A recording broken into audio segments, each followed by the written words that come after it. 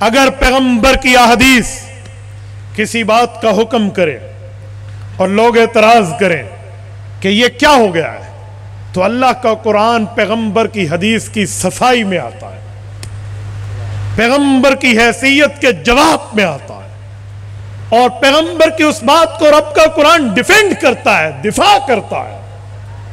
مثلا اور چھوڑیے، میں ایک آسان سی ایگزامپل دینے لگا ہوں، بالکل آسان مثال۔ دوسرا پارہ کھولیے، سورت نمبر 2 سورۃ البقرہ کے دوسرے پارے کا پہلا صفحہ کھولیے، سیقول السفہاء کی آیت کھولیے۔ یہ رب العزت نے ایک یہاں پر حکم جاری کیا ہے، کیا؟ فَوَلِّ وَجْهَكَ شَطْرَ الْمَسْجِدِ الْحَرَامِ، کعبۃ اللہ کو منہ کر لیجئے، نماز ادھر منہ کر کے پڑھیے۔ آج تک بیت المقدس کو منہ تھا، پاکستان میں بیت المقدس شمال سائڈ بنتی ہے اور ہمارا مغرب یہ بیت اللہ بنتا ہے، پاکستان کے حساب سے میں بات کر رہا ہوں۔ تو پہلے شمال کی طرف منہ تھا، پھر مغرب کی طرف ہوا۔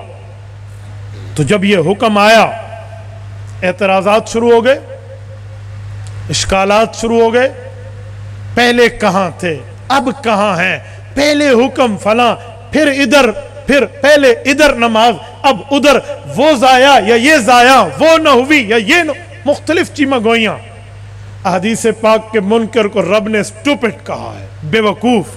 پارہ شروع فرمایا سیقول السفہاء، سفہاء پرولر ہے، جمع ہے، اس کا سنگولر اور واحد بنتا ہے سفی، بے وقوف جسے کہتے ہیں سٹوپٹ مین، بے وقوف آدمی جس کا دماغ کوئی نہ ہو، چبل بٹا چبل جس کو پنجابی میں آپ کہہ لیں، یہ بے وقوف۔ رب فرماتے ہیں سیقول السفہاء، بے وقوف یہ باتیں کر رہے، پیغمبر پہ اعتراض کر رہے، ما واللہم عن قبلۃ اللہ، ان کو کنہوں نے ہٹا دیا، پہلے کہاں تھے اب کہاں ہے؟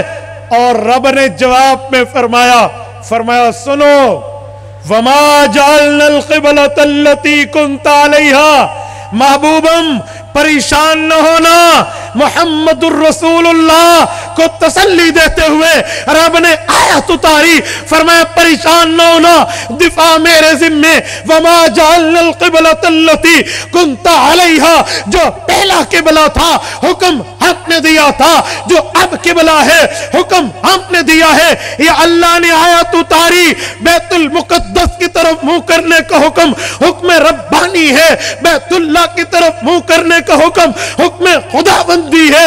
اللہ نے فرمایا جب اللہ چاہے ادھر منہ کرائے، اللہ چاہے ادھر منہ کرائے۔ سنو، بات مکمل نہیں، میں نکتہ دے رہا ہوں۔ سوال اٹھتا ہے، رب کریم نے فرمایا وما جعلنا القبلۃ التی کنت علیہا، ہم نے یہ حکم دیا تھا کہ آپ بیت المقدس کی طرف منہ کیجئے۔ میں اہل علم کی موجودگی میں بڑی جرت سے یہ بات کر رہا ہو، اور میرے اس مسئلے پر پاؤں ریت کی دیوار پہ نہیں ہے، رب جانتا ہے عہد سے مضبوط چٹان پر ہے۔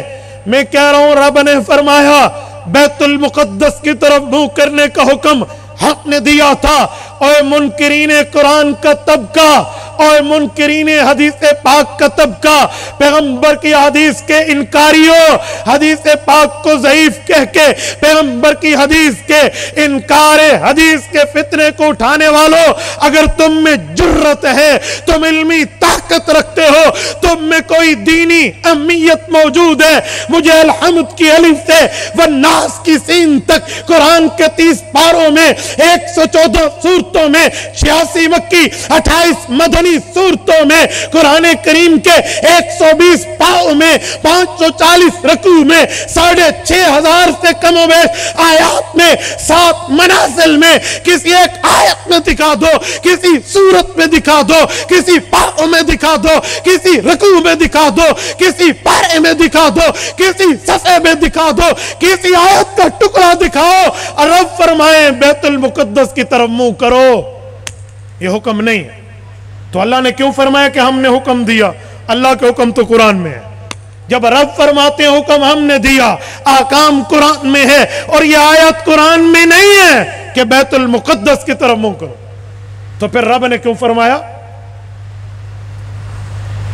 یا تو نعوذ باللہ قرآن سے بھی ہاتھ دھو لو، اور بات اسلام کی کرو گے، ایمان کی کرو گے، عقیدت اور محمد الرسول اللہ کی محبت اور اتباع کی کرو گے، تو آؤ پھر بات بن جاتی ہے۔